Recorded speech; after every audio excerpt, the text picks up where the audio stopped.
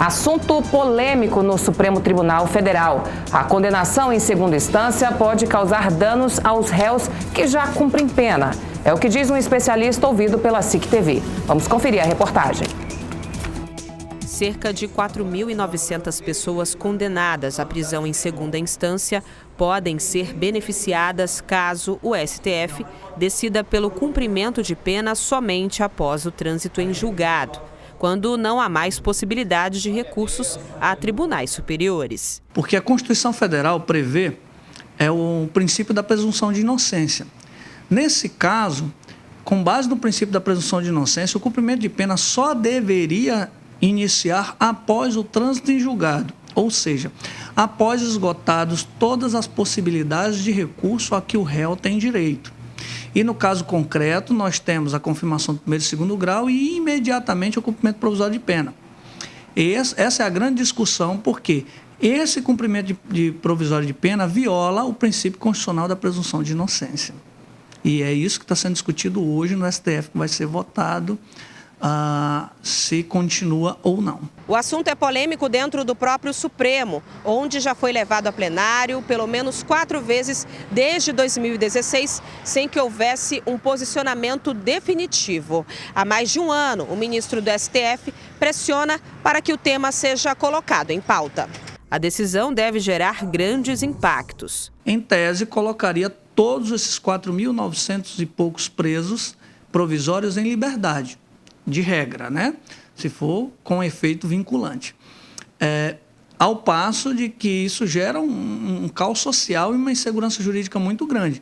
Mas o grande calo do jurídico é isso, é que, como o réu, após a confirmação da decisão de segundo grau, ainda tem possibilidade de recurso, esse processo pode ser anulado, esse processo pode haver, inclusive, a absolvição em instâncias superiores. O advogado explica que um dos maiores danos pode ser para o réu que está cumprindo pena em segundo grau. O réu que está cumprindo agora, após o segundo grau, ele pode acontecer, em alguns casos, ele está cumprindo pena indevida. Ele começar a cumprir a pena antecipada e, posteriormente, vir uma decisão na qual reconheça a nulidade do processo dele ou até mesmo a absolvição. E aí ele retorne para uma situação de réu absolvido, só que ele já está cumprindo pena. Isso seria um dano muito grande para o réu. A decisão deve impactar diretamente em crimes relacionados à corrupção, gerando efeitos até mesmo na Lava Jato. Se for reconhecida a inconstitucionalidade do cumprimento provisório, de regra, todos os presos da Lava Jato em prisão de segunda instância devem ser soltos. Essa é a grande polêmica dessa decisão de hoje, desse julgamento de hoje, porque os efeitos dessa decisão são catastróficos. As atenções estão muito voltadas ao processo do ex-presidente com relação ao cumprimento provisório. Se for declarado inconstitucionalidade, ele tem que ser solto. É uma situação dificílima. Nós temos duas correntes. Aqueles que defendem a Constituição e dizem, e defendem, em função disso, de que a prisão em segunda instância ela é inconstitucional, ela é ilegal. E tem aqueles que defendem uma série de outras questões levantadas muito bem pelo advogado, como a questão da liberdade de centenas de milhares de presos que hoje estão cumprindo pena apenas com julgamento em segunda instância,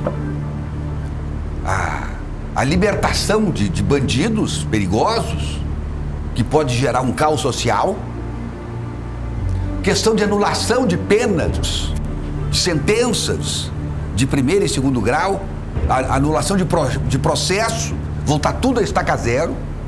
Enfim, a insegurança jurídica realmente vai passar a existir caso isso aconteça.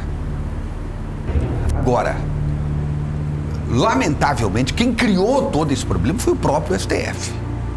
Ele já tinha uma decisão tomada e agora quer voltar atrás, porque tem um preso, tem um presidiário especial e que é diferenciado de todos os outros, pelo menos na opinião de alguns dos ministros que já se manifestaram.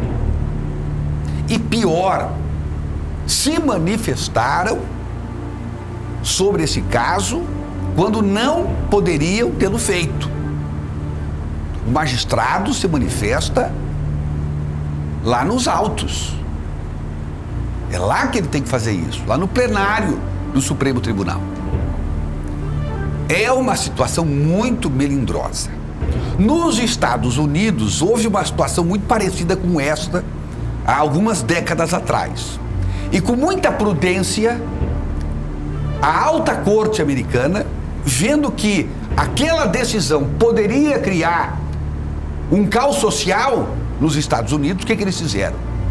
Decidiram, de alguma forma, que não interessava a sociedade americana, mas disseram o seguinte: ó, o que vale é a Constituição, mas vai valer a partir daqui para frente. Daqui para trás, o que está feito, está feito. E esta pode ser a saída honrosa dos ministros do STF.